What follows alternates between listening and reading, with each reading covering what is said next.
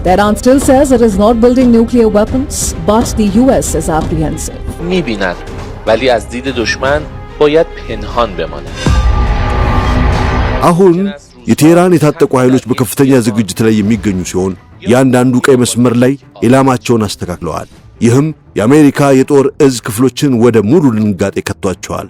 ኢራን ወደ ሙሉ ጦርነት ለመግባት የነበረውን ስነ ልቦናዊ ገደብ ሰብረዋለች። የታጠቁ ኃይሎች በከፍተኛ ዝግጅት ላይ ናቸው። በሆርሙዝ የባህር ወሽመጥ ላይ ያሉትን ሉዓላዊነትና የኒውክሌር ማበልጸግ ሥራዋ የህልውና ጉዳይ መሆናቸው ታውጇል።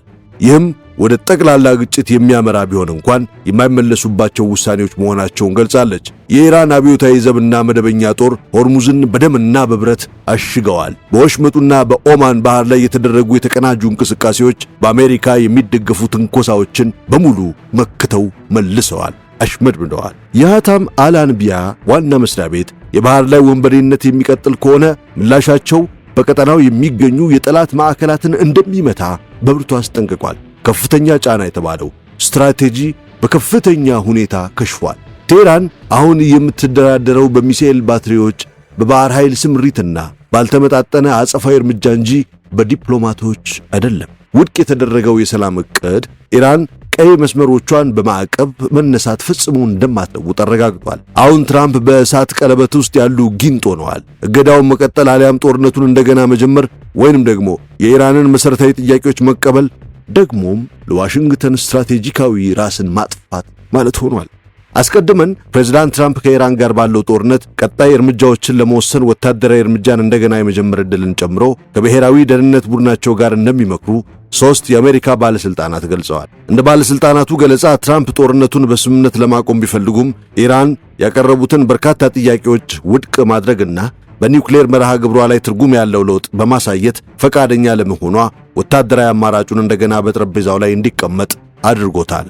ትራምፕ በቅርብ ቀናት ውስጥ ዲፕሎማሲው ካልተሰካ በኢራን መሠረተ ልማቶች ላይ ቦምብ እንደሚያዘንቡ በተደጋጋሚ ዝተዋል። አሜሪካ ጦርነቱን ለማቆም ላቀረበችው የውሳኔ ሐሳብ የኢራንን ምላሽ ለ10 ቀናት ስትጠባበቅ ሰነባብታለች። ዋይት ሃውስ ኢራን ለስምምነት የሚያቀርብ ምላሽ ትሰጣለች የሚል ተስፋም ነበረ። ይሁን እንጂ ዋሽንግተን የደረሰው የኢራን ምላሽ አዎንታዊ አልነበረም። የኢራን መንግሥት ቴሌቪዥን እንደዘገበው ቴህራን የአሜሪካን ዕቅድ ለተጋነኑ የትራምፕ ጥያቄዎች እጅ መስጠት ማለት ነው በሚል ውድቅ አድርገዋለች።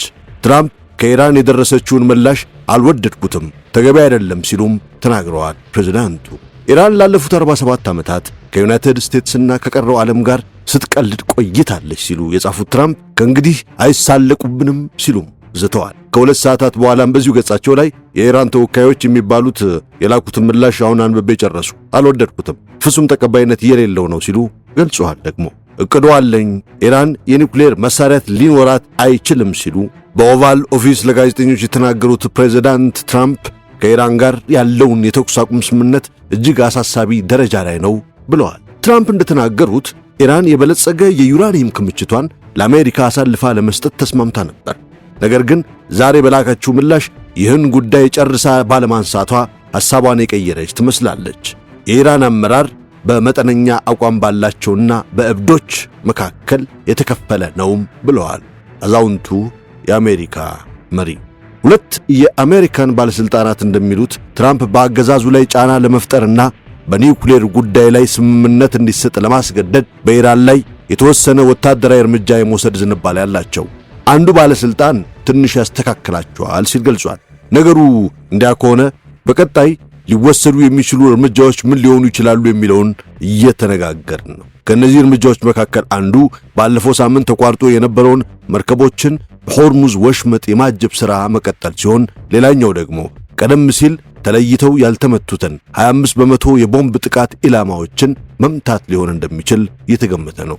ከዚያ በዘለለ የእስራኤል መንግሥት ትራምፕ የኢራንን የዩራኒየም ክምችት ለመቆጣጠር ልዩ ኃይል እንዲያሰማሩ ቢፈልግም ትራምፕ ነገሩ ከፍተኛ አደጋ ስላለው አመንትተዋል ተብሏል። ይህ የዛሬው የሳሎን ተረካችን በኃያላን ሀገራት ሽኩቻ መሃል የወደቀውን የቀጠናውን ደህንነትና የወደፊት የዓለም ጂኦፖለቲካዊ አቅጣጫ ይተነትናል። ዮናስ ክብረት አብሬያችሁ ነኝ። ጊዮን ታማኝነትና ጥራት መለያው ነው። አንጋፋው ጊዮን ጋዝና በረኪና ከምታውቋቸው እህት ኩባንያዎቹ ምስራቅ ዳቦና ዱቄት፣ ጊዮን ትራንስፖርት፣ ጊዮን ኬሚካልና በወራ በተጨማሪ በሪል ስቴት ዘርፍ ተሰማርቶ የተዋበ የመኖሪያ መንደር በቦሌ ወሎ ሰፈር እየገነባላችሁ ይገኛል። ግንባታቸው 96 በመቶ የደረሱና የተናጠል ካርታ ያላቸውን ቤቶች በአጭር ጊዜ ትረከባላችሁ። ከባለ 1 እስከ 4 መኝታ ቤቶችን በ10 በመቶ ቅድመ ክፍያ ማለትም ከ900 ሺህ ብር ጀምሮ የግላችሁ ማድረግ ትችላላችሁ። እንዳከፋፍላችሁም በተለያየ መንገድ ቅናሽ እንደምታገኙም ልብ በሉ። ጊዮን የአሜሪካ አጣብቂኝና የኢራን አልንበረከክም ባይነት ዛሬም ቀጥሏል። ፕሬዝዳንት ትራምፕ በኢራን ላይ የከፈቱት ጦርነት ከጠበቁት በላይ በመርዘሙና ኢኮኖሚያዊ ጉዳት በማስከተሉ ጦርነቱን በስምምነት ለማቆም ከፍተኛ ፍላጎት ቢኖራቸውም ኢራን የቀረበላትን የሰላም ዕቅድ ውድቅ በማድረግና ወደ ሙሉ የጦርነት ዝግጅት በመሸጋገር ዋሽንግተንን ለአስቸጋሪ ምርጫ አጋልጣታለች። ኢራን የዓለም ነዳጅና ጋዝ ዋነኛ መተላለፊያ የሆነውን የሆርሙዝ የባህር ወሽመጥን በመቆጣጠር በዓለም ኢኮኖሚ ላይ ከፍተኛ ተጽዕኖ የመፍጠር አቅም አግኝታለች። የታዋቂ ተንታኞች ትንታኔ እንደሚናገረው አሜሪካ በዚህ ጦርነት የገጠማት ሽንፈት በቀላሉ የማይጠገንና የቀድሞ የዓለም ኃያልነቷን ጥያቄ ውስጥ የሚከት ሆኗል። ይህም አጋር አገራት ከአሜሪካ ጥበቃ ይልቅ ከኢራን ጋር ወደ መደራደር እንዲያዘነብሉና አዲስ የዓለም ኃይል ሚዛን እንዲፈጠር በርከፋች ሆኗል። ሚያዝያ 8 ቀን የተጀመረው ጊዜያዊ የተኩስ አቁም ስምምነት ከአንድ ወር በላይ ቢሞላውም በአሜሪካና በኢራን መካከል ያለው ድርድር ተገትሯል። ቴህራን ጦርነቱን በቋሚነት እንዲያበቃ ትፈልጋለች። ትራምፕ ግን በበኩላቸው በሰላም ጊዜ የዓለም 1/5ኛ ነዳጅና የተፈጥሮ ጋዝ የሚተላለፍበት የሆርሙዝ የባህር ወሽመጥ መጀመሪያ መከፈት አለበት የሚል አቋም አላቸው። ትራምፕ የኢራንን የኒውክሌር አቅም ጉዳይ እንደ ቀይ መስመር አስቀምጠውታል። ኢራን ወሽመጡን የዘጋችው የካቲት 28 ቀን አሜሪካና እስራኤል በአገሪቱ ላይ ጥቃት መፈጸማቸውን ተከትሎ ሲሆን ትራምፕ አስተዳደርም የተኩስ አቁም ስምምነት ቢኖርም በኢራን ወደቦች ላይ የባህር ላይ እገዳ መጣሉ ውጥረቱን አባብሶታል።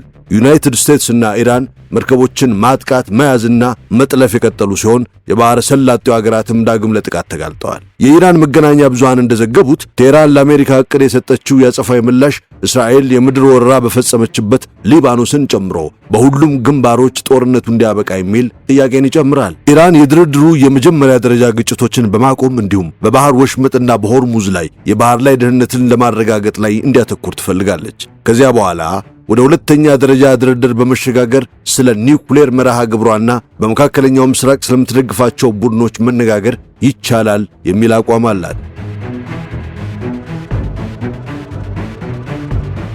አንድ የኢራን ይፋዊ ምንጭ ለአልጀዚራ ሲናገር ምላሻችን በመላው ቀጠናው በተለይም በሊባኖስ ያለውን ጦርነት በማቆምና ከዋሽንግተን ጋር ያለውን ልዩነት በመፍታት ላይ ያተኩራል ብለዋል። ምንጩ አክሎም የቴህራን ምላሽ ተጨባጭና አዎንታዊ ነው ያለ ሲሆን ዋሽንግተን ለምላሻችን የምትሰጠው አዎንታዊ ምላሽ ድርድሩን በፍጥነት ወደፊት ያራምደዋል።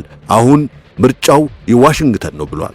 ይሁን እንጂ ስለ ኢራን ምላሽ ዝርዝር ጉዳዮች የሚወጡ መረጃዎች የተለያዩ ናቸው። አሜሪካ ተላልፎ እንዲሰጣት እየጠየቀች ስላለው 440 ኪሎ ግራም ከፍተኛ የበለጸገ ዩራኒየም ጉዳይ ለጉዳዩ ቅርበት ያላቸው ሰዎች ለዎል ስትሪት ጆርናል እንደተናገሩት ቴህራን ከፊሉ የበለጸገ ዩራኒየም እንዲቀጥል፣ ቀሪው ደግሞ ወደ ሶስተኛ ሀገር እንዲዛወር ሐሳብ አቅርባለች።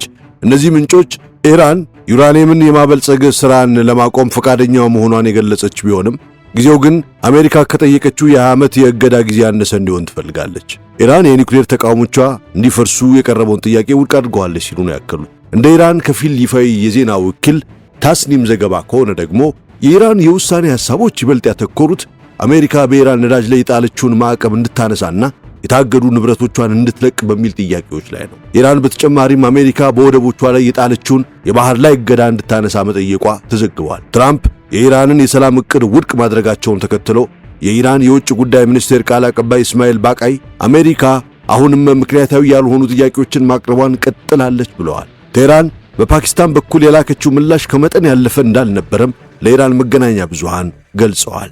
ባቃይ አክለውም ኢራን ከዩናይትድ ስቴትስ ጋር ያለውን ጦርነት ለማቆምና በሆርሙዝ የባህር ወሽመጥ አካባቢ የተጣለውን የባህር ላይ እገዳ ለማንሳት ያቀረበችው ጥያቄ ሕጋዊ ነው ብለዋል። ጦርነቱ እንዲቆም እገዳውና የባህር ላይ ወንበዴነት እንዲያበቃ እንዲሁም ደግሞ በአሜሪካ ጫና ምክንያት በባንኮች ውስጥ ያለአግባብ የታገዱ የኢራን ንብረቶች እንዲለቀቁ መጠየቅ ሕጋዊ ጥያቄ ነው ብለዋል። በተጨማሪም በሆርሙዝ የባህር ወሽመጥ በኩል አስተማማኝ መተላለፊያን ማረጋገጥና በክልሉ እንዲሁም በሊባኖስ ደህንነት መመስረት ለቀጠናዊ ደህንነት የቀረበ ለጋስነትና ኃላፊነት የተሞላበት ዕቅድ ነው ሲሉም ተናግረዋል። የታስኒም ዜና ወኪል አንድን መረጃ ያለው ምንጭ ጠቅሶ እንደዘገበው ከሆነ የኢራን ምላሽ የኢራን መሠረታዊ መብቶች ላይ ያተኮረ ነው። ምንጩ ሲናገር ኢራን ውስጥ ማንም ትራምፕን ደስ የሚያሰኝ ዕቅድ አይጽፍም። የድርድር ቡድኑ የሚጽፈው ለኢራን ብሔራዊ መብቶች ብቻ ነው። ትራምፕ በዚህ ካልተደሰቱ ደግሞ ነገሩ ይበልጥ የተሻለ ይሆናል። ትራምፕ እውነታውን አይወዱም። ለዚህ ነው በኢራን ሁል ጊዜ የሚሸነፉት ብሏል። ይህ በእንዲህ እንዳለ የእስራኤል ጠቅላይ ሚኒስትር ቤንያሚን ኔታንያሁ ከኢራን ጋር ያለው ግጭት እንዳልተጠናቀቀ ተናግረዋል። በቃለ መጠይቃቸው ላይ እንደገለጹት የኢራን የኒውክሌር መርሃ ግብር አሁንም ዋነኛው ስጋት ነው። ኢራን አሁንም በከፍተኛ ደረጃ የበለጸገ ዩራኒየም እንዳላትና የኒውክሌር ተቋሞቿ መፍረስ እንዳለባቸው ገልጸዋል። ዓለም አቀፍ ታዛቢዎች እንደሚናገሩት ከሆነ ኢራን ለኒውክሌር መሳሪያ ሊውል የሚችል ከፍተኛ የዩራኒየም ክምችት አላት። ኔታንያሁ የተሻለው አማራጭ ቁሳቁስን በስምምነት ማስወገድ እንደሆነ ቢገልጹም ወታደራዊ አማራጮች ግን አሁንም እንደቀጠሉ መሆኑን ግልጽ አድርገዋል። ኢራን ደግሞ ሁኔታዎች ከተባባሱ የኒውክሌር ተቋሞችን ለመጠበቅ ኃይሎቿ ዝግጁ መሆናቸውን አሳውቃለች። አሁን ላይ ቀውሱ ሌሎች አገሮችንም እያሳሰበ ይገኛል። ዩናይትድ ኪንግደም የሮያል ባህር ኃይል የጦር መርከብን ወደ ቀጠናው እንደምትልክ አስታውቃለች። ለንደን ድርጊቱ የመርከቦችን እንቅስቃሴ ለመጠበቅና አስፈላጊ ከሆነም ፈንጂዎችን ለማጽዳት የታለመ የመከላከያ እርምጃ ነው ብላለች። ፍጥጫው በቀጠለበት በዚህ ወቅት ዓለም የሆርሙዝ የባህር ወሽመጥን በትኩረት እየተከታተለች ነው። እዚህ ላይ የሚፈጠር አንዲት የተሳሳተ እርምጃ የነዳጅ ዋጋን ሊሰቅለው፣ የዓለም ንግድን ሊጎዳና ቀጠናውን ወደ ሰፊ ጦርነት ሊገፋው ይችላል። ታዲያ ዲፕሎማሲው ይጸና ይሆን ወይንስ ደግሞ ምዕራብ እስያ ወደ ሌላ አደገኛ ግጭት እያመራች ነው?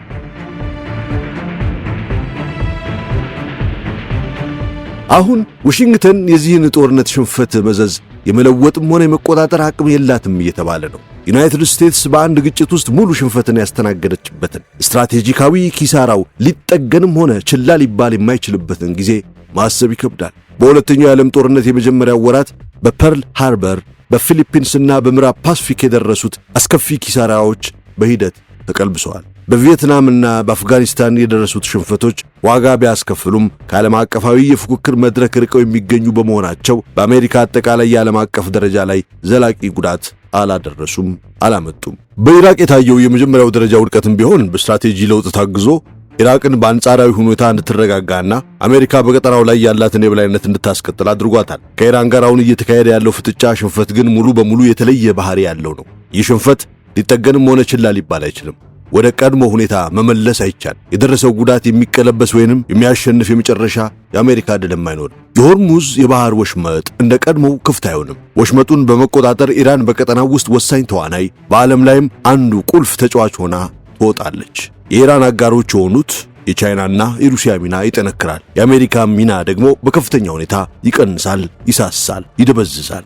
ጦርነቱን የሚደግፉ ወገኖች በተደጋጋሚ እንደሚናገሩት የአሜሪካን ብቃት ከማሳየት ይልቅ ግጭቱ አሜሪካ የማይታመንባት እና የጀመረችውን ለመጨረስ አቅም የሌላት መሆኗን አጋልጧል። ይህም ወዳጅም ሆነ ጠላት ራሳቸውን ከአሜሪካ ውድቀት ጋር እያስማሙ ሲሄዱ በዓለም ዙሪያ ሰንሰለታማ ምላሽ ይፈጠራል። ፕሬዝዳንት ትራምፕ ስለ ካርዶች ማውራት ይወዳሉ። ነገር ግን በእጃቸው የቀረ ጠቃሚ ካርድ መኖሩ ግልጽ አይደለም። ዩናይትድ ስቴትስና እስራኤል ኢራንን ለ37 ቀናት በከፍተኛ ሁኔታ ቢደበድቧትም አብዛኛውን የአገሪቱን አመራር ቢገድሉምና የጦር ኃይሉን ቢደመስሱም አገዛዙን መጣል ወይንም አንዲትም ስምምነት እንኳን ማስገኘት ከቶ አልቻሉም። አሁን የትራምፕ አስተዳደር በወታደራዊ ኃይል ያልተሳካውን በወደቦች እገዳ እናካሄዳለን ብሎ ተስፋ ያደርጋል። እርግጥ ነው ሊሆን ይችላል። ነገር ግን ለ5 ሳምንታት ያላሰለሰ ወታደራዊ ጥቃት ያልተንበረከከ አገዛዝ በኢኮኖሚ ጫና ብቻ ይሸነፋል ተብሎ አይታሰብም። አገዛዙ የሕዝብን ቁጣ አይፈራም። ለዚህ ጦርነት ደጋፊ የሆኑ አንዳንድ ወገኖች ወታደራዊ ጥቃቱ እንዲቀጥል እየጠየቁ ነው። ነገር ግን ለ37 ቀናት ያልተሳካው በሌላ ዙር ድብደባ እንዴት ሊሳካ እንደሚችል ማብራራት በፍጹም አይችሉም። ተጨማሪ ወታደራዊ እርምጃ ኢራን በጎረቤቷ የባህረ ሰላጤ አገራት ላይ አጽፋዊ እርምጃ እንድትወስድ ማድረጉ የማይቀር ነው። ለዚህም የጦርነቱ አራማጆች ምንም ምላሽ የላቸውም። ትራምፕ ጥቃቱን ያቆሙት በጦርነቱ ስለሰለቹ ሳይሆን ኢራን በቀጠናው የሚገኙ ወሳኝ የነዳጅና የጋዝ ተቋማትን መምታት በመጀመሯ ነው። የሁኔታዎች መለወጫ ነጥብ የመጣው መጋቢት 18 ቀን ነበረ። እስራኤል የኢራንን ሳውዝ ፓሪስ የጋዝ መሬት ስትደበድብ፣ ኢራን ደግሞ በዓለም ላይ ትልቁ የተፈጥሮ ጋዝ ላኪ ተቋም የሆነውን የኳታር ራስ ላፋን ኢንዱስትሪ ከተማን በመምታት አጸፋ መልሳለች። ይህም ተቋሙን ወደ ቀድሞ ለማምጣት ዓመታት የሚፈጅ ጉዳይ አድርሶታል። ትራምፕ ለዚህ የሰጡት ምላሽ በኢራን የኃይል ተቋማትና የሚደረገው ጥቃት እንዲቆምና ኢራን አንዲትም ስምምነት ሳታደርግ የተኩስ አቁሙ አዋጅ ማወጅ ነበረ። ከወር በፊት ትራምፕ እንዲያፈገፍጉ ያስገደዳቸው የጥንቃቄ ስሌት አሁንም እንደጸና።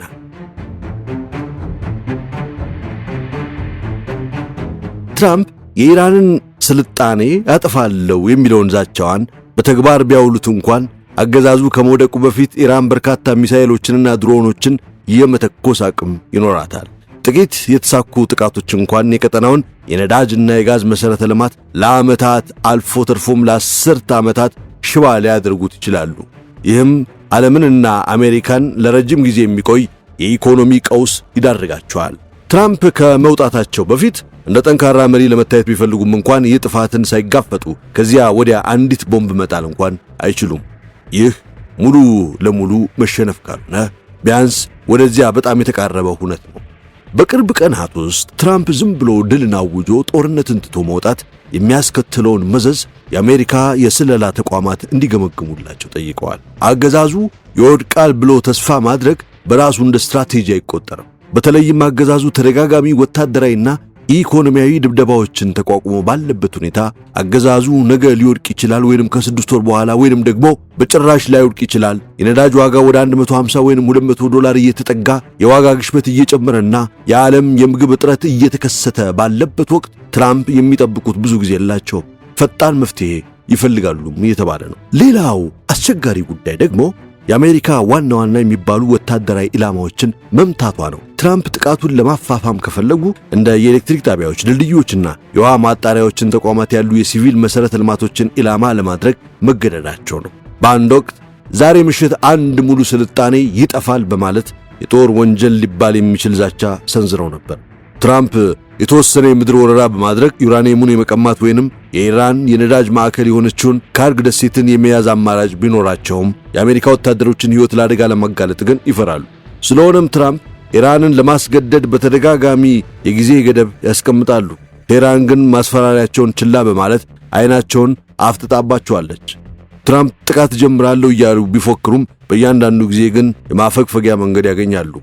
አስተዳደሩ ፕሮጀክት ፍሪደም የተባለውን ዕቅድ ይፋ አድርጎ መርከቦች ከወሽመጡ እንዲወጡ የአሜሪካ ባህር ኃይልን ቢያሰማራም ብዙም ሳይቆይ ዕቅዱን አቋርጧል። ኢራን በአንድ የደቡብ ኮሪያ የንግድ መርከብ ላይ ተኩስ በመክፈቷና አሜሪካ መርከቦች ጋር ግጭት በመፈጠሩ ትራምፕ ነገሩ ተባብሶ የአሜሪካ የጦር መርከብ ላይ ጥቃት እንዳይደርስ ሰግተዋል። አንዳንድ የባህረ ሰላጤው ሀገራትም አጸፋውን በመፍራት አሜሪካ የአየር ክልላቸውንና የጦር ሰፈሮቻቸውን እንዳትጠቀም እስከ መከልከል ደርሰዋል። ነገር ግን አሜሪካ እጇን ከመስጠቷ ውጪ ያሉ አማራጮች ትራምፕ እስካሁን ሊወስዷቸው ያልፈለጓቸውን ትላልቅ አደጋዎች ይዘዋል።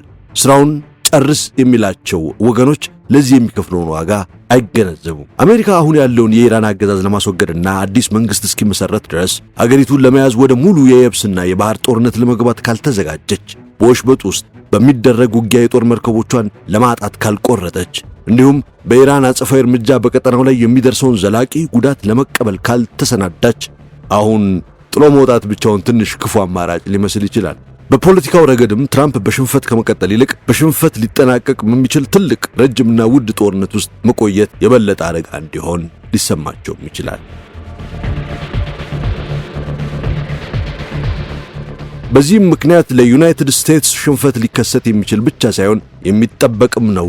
የሽንፈቱ ገጽታ ደግሞ የሚከተለውን ይመስላል። ኢራን የሆርሙዝ የባህር ወሽመጥን እንደተቆጣጠረች ትቀጥላለች። ቀውሱ ሲያበቃ ወሽመጡ በሆነ መንገድ እንደገና ይከፈታል የሚለው የተለመደ ግምት መሰረት የሌለው ነው። ኢራን ወደ ቀድሞ ሁኔታ የመመለስ ፍላጎት የላትም። በቴህራን ውስጥ በጽኑ አቋም አራማጆችና በመጠነኛ አመራሮች መካከል መከፋፈል አለ ስለመባሉም ይወራል። ነገር ግን መጠነኛ አቋም ያላቸውም ቢሆን ኢራን ምንም አይነት የተሻለ ስምምነት ብታገኝ እንኳን ወሽመጡን መልቀቅ እንደማትችል ይረዳሉ። ለነገሩ ከትራምፕ ጋር የሚደረግ ማንኛውም ስምምነት ምን ያህል ይታመናል? እሳቸው በድርድር መካከል የኢራንን አመራሮች እንዲገደሉ በማድረግ ጃፓን በፐርል ሃርበር ላይ የፈጸመችውን ድንገተኛ ጥቃት እንደደገሙት ሁሉ በጉራ ተናግረዋል። ኢራናውያንም ትራምፕ ስምምነት ካደረጉ ከጥቂት ወራት በኋላ እንደገና ላለመመታታቸው እርግጠኛ ሊሆኑ አይችሉም። እንዲሁም እስራኤል ጥቅሟ የተነካ በመሰላት ቁጥር ከማጥቃት ወደ ኋላ እንደማትልም ያውቃሉ። የእስራኤል ጥቅም መጎዳቱ ደግሞ የማይቀር ነው። በርካታ የኢራን ጉዳይ ባለሙያዎች እንደሚናገሩት የቴህራን አገዛዝ ከዚህ ቀውስ የሚወጣው ከጦርነት በፊት ከነበረው በበለጠ ጠንክሮና ደርጅቶ ነው። ይህም የኒውክሌር አቁሙን እንደያዘ ከመቀጠሉም በላይ ይበልጥ ውጤታማ የሆነ ሌላ መሳሪያ በእጁ በማስገባት ነው። ይህም የዓለምን የኃይል ገበያ በመያዣነት የመያዝ አቅም ነው። ኢራናውያን ወሽመጡን ስለመክፈት ሲያወሩ ወሽመጡ በቁጥጥር ስራቸው ስር አድርገው ስለመቀጠል ማለታቸው ነው። ኢራን በወሽመጡ ለሚያልፉ መርከቦች ክፍያ ከመጠየቅ ባለፈ እንቅስቃሴውን ጥሩ ግንኙነት ካላቸው አገራት ጋር ብቻ ልትገደብ ትችላለች። አንድ አገር የኢራን ገዢዎች የማይወዱትን ድርጊት ቢፈጽም የዚያን አገር የጭነት መርከቦች ጉዞ በማዘግየት ወይንም እንደሚዘገዩ በመዛት ብቻ ቅጣት መጣል ትችላለች። ወሽመጡን የመዝጋት ወይንም የመርከቦቹን እንቅስቃሴ መቆጣጠር አቅም ከኢራን የኒውክሌር መርሃ ግብር የንድፈ ሐሳብ ስጋት በበለጠ እጅግ ከፍተኛና ፈጣን ውጤት ያለው ነው።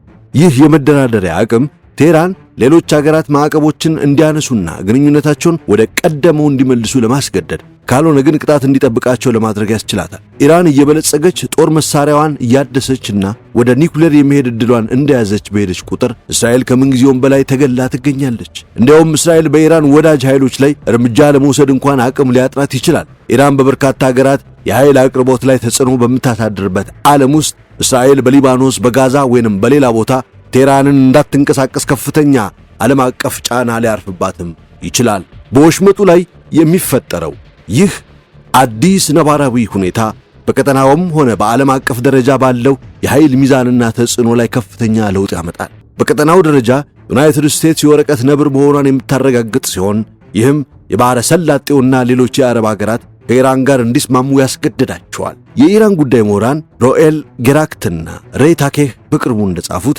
የባሕረ ሰላጤው የአረብ አገራት ኢኮኖሚ የተገነባው በአሜሪካ የበላይነት ጥበቃ ስር ነበር። ያን ጥበቃና ከሱ ጋር ያለውን የባህር ላይ የመጓጓዝ ነፃነትን ከወሰድከው የባሕረ ሰላጤው አገራት ወደ ቴህራን ለመለመን መሄዳቸው የማይቀር ነው ብለዋል።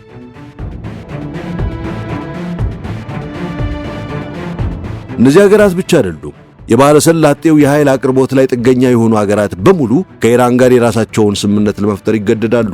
ሌላ ምን አማራጭ አላቸው? ያን ሁሉ ግዙፍ የባህር ኃይል የታጠቀችው አሜሪካ ወሽመጡን መክፈት ካልቻለች ከሷ አቅም እጅግ አነስተኛ የሆነ የትኛውም የጋራ ኃይል ይህንን ሊያደርግ አይችልም። ከተኩስ አቁሙ በኋላ ወሽመጡን ለመጠበቅ በእንግሊዝና በፈረንሳይ የቀረበው ተነሳሽነት ለሳቅ የሚጋብዝ ነው። የፈረንሳዩ ፕሬዝዳንት ኢማኑኤል ማክሮን እንደተናገሩት ይህ ጥምረት የሚሰራው በወሽመጡ ላይ ሰላማዊ ሁኔታ ሲሰፍን ብቻ ነው። ይህም ማለት መርከቦች አጃቢ በሚያስፈልጋቸው ጊዜ ብቻ ያጅቧቸዋል። ነገር ግን ኢራን በተቆጣጠረችበት ሁኔታ ወሽመጡ ለረጅም ጊዜ ደህንነቱ የተጠበቀ አይሆንም። ቻይና በቴህራን ላይ የተወሰነ ተጽዕኖ ቢኖራትም እሷም ብትሆን በራሷ ኃይል ወሽመጡን አስገድዳ ማስከፈት ያቅታታል። የዚህ ለውጥ አንዱ ውጤት የታላላቅ ኃይላት የባህር ላይ የጦር መሳሪያ ግብግብ መስፋፋት ሊሆን ይችላል። ቀደም ሲል ቻይናን ጨምሮ አብዛኞቹ የዓለም ሀገራት እንዲህ ያሉ አስቸኳይ ሁኔታዎችን ለመከላከልም ሆነ ለመፍታት በአሜሪካ ላይ ይተማመኑ ነበር። አሁን ግን በፋርስ ባሕረ ሰላጤ ሀብት ላይ ጥገኛ የሆኑ የአውሮፓና የእስያ ሀገራት ለኢኮኖሚያዊና ፖለቲካዊ መረጋጋታቸው ወሳኝ የሆነው የኃይል አቅርቦት ሲቋረጥ አቅም አጥተው ቀርተዋል።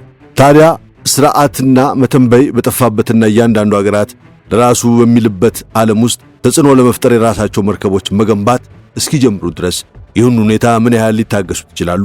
የአሜሪካ በባሕረ ሰላጤው መሸነፍ ሰፋ ያለ ዓለም አቀፍ መዘዝ ይኖረዋል። ከሁለተኛ ደረጃ ኃያል ጋር የተደረገ የጥቂት ሳምንታት ጦርነት የአሜሪካን የጦር መሳሪያ ክምችት በአደገኛ ሁኔታ እንዲመናመን ማድረጉንና ለዚህም ፈጣን መፍትሄ አለመኖሩንም መላው ዓለም ሊያስተውል ችሏል። ይህ አሜሪካ ለሌላ ትልቅ ግጭት ስላላት ዝግጁነት የሚያስነሳው ጥያቄ ሺጂፒንግ በታይዋን ላይ ጥቃት እንዲሰነዝሩ ወይንም ደግሞ ቭላዲሚር ፑቲን በአውሮፓ ላይ ያላቸውን ወረራ እንዲያፋጥኑ ሊያደርጋቸው ይችላል። ነገር ግን ቢያንስ በምስራቅ እስያና በአውሮፓ የሚገኙ የአሜሪካ አጋሮች ወደፊት ግጭቱ ቢፈጠር አሜሪካ እስከ መጨረሻው የመቆየት አቅም ይኖራት ይሆን የሚለውን ጥርጣሬ ውስጥ መግባታቸው አይቀርም። እናም አሜሪካ በባሕረ ሰላጤው የነበራት የቀድሞ የበላይነት ከሚጠፉት በርካታ ጥቅሞቿ መካከል የመጀመሪያው ብቻ ነው። እናም ዘላለማዊ ዕድሜ ለታላቋ ፋርስ ይሆንና ዓለም ከአሜሪካ የበላይነት በኋላ ወዳለው አዲስ ስርዓት የምታደርገው ሽግግር እየፈጠነ ነው። መልካም ጊዜ የሳሎን ሰዎች።